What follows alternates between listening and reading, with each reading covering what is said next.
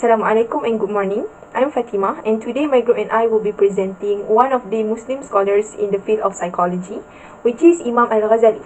Our presentation consists of four major parts, which are the historical background of the scholar, his work related to psychology, his contribution in psychology, and lastly the student's opinion in his application in the current time. His name is Abu Hamid Muhammad Ibnu Muhammad At-Tusi Al-Ghazali. Imam Al-Ghazali was born in Khurasan, which is Iran, and known as the most prominent and influential jurisconsult, legal theoretician and philosopher in Islamic history. He was born in 1058 and died in December 1111. He was also given the title Prophet of Islam, and that is because of the high regard his work received from his friends. Imam Al-Ghazali's writing was mainly influenced by his spiritual struggles when he became the leader of the Nizamiya University in Baghdad. It was the highest ranking academic position in the Muslim world during that period. In 1095, he then experienced a spiritual crisis which caused by clinical hysteria. As a result, he gave up his career and left Baghdad and went to Mecca. Later, at that time, he aimed to change Islam from simply following the rules to personal and spiritual connection with God. He believed that this would prove the key secret to happiness and would satisfy the very purposes for which man is created. Imam Al-Ghazali highlights that everything that happens in the universe was because of the God's will, and nothing happens based on only mere object or materialistic causes. And that's all for the historical background for Imam Al-Ghazali. I'm passing on to the next presenter, Sister Wardina, to continue presenting the works of Imam Al-Ghazali, which related to psychological principle itself. Thank you, Sister Fatima, for the great introduction. Hi, I'm Wardina, and today I will explore the fascinating connection between Al-Ghazali's works and psychology.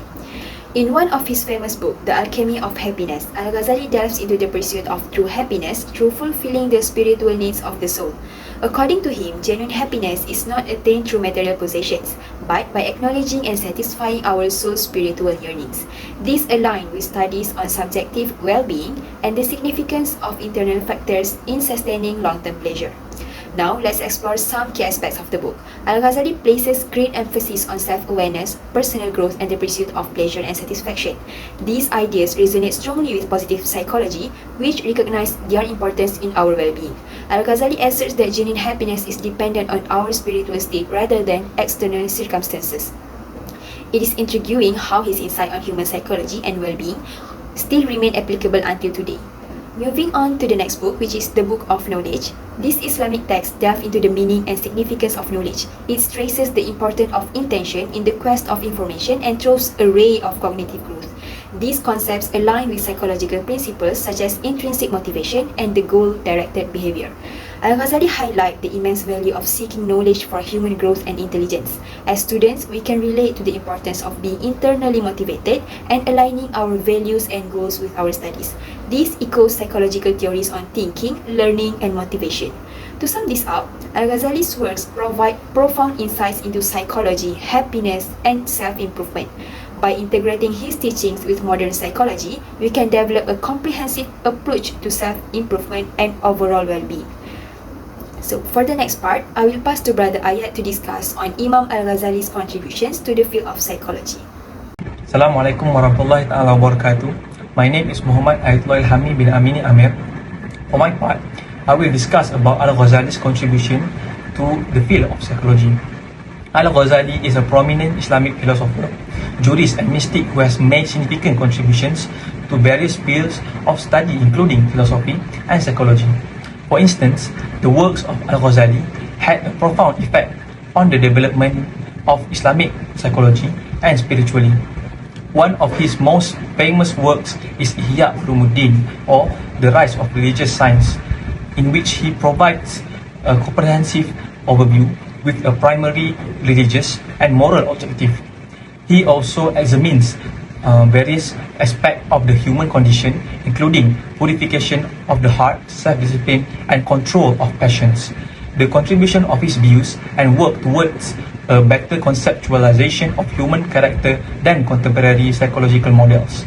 To add, Tazkiyatun Nafs is an approach established by him that emphasizes on self-development, which is the process of purifying one's mind and human behavior from despicable manner that are contrary to the Quran and Hadith. Next, Al-Ghazali is the scholar who first stated psychology as the science of human beings and named it as human interpersonal science or mu'amalah, and he came up with the conditional learning theory. His behavior theory and modern psychologist's behavior theory share many similarities, particularly with regard to the constituents of behavior, but there are vast differences in the origins of certain behaviors. He believed that the heart, rather than intellect or mind, with its numerous connotation, was the source of certain behaviors. His conclusion in this matter is supported by the Quran and the Sunnah.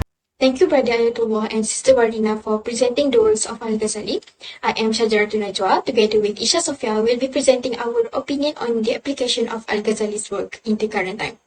And as for my part, I will emphasize on politics, as written by Al-Ghazali in his work, Al-Tibru al-Masbuk fi Nasihah al-Muluk. And one of the most important aspects of Al-Ghazali's thought that is still relevant anywhere in administration is the demand for ethical politics or moral politics as an important basis that must be held by politicians or by policymakers. In my opinion, it is very important to practice moral politics, especially when linked to the political situation in our country today, which is said to be experiencing a moral deficit in various aspects of the community, such as corruption, abuse of power, and many more. So, in this regard, Al-Ghazali suggests scholars who play the role of advising, or as those who dare to reprimand the ruler.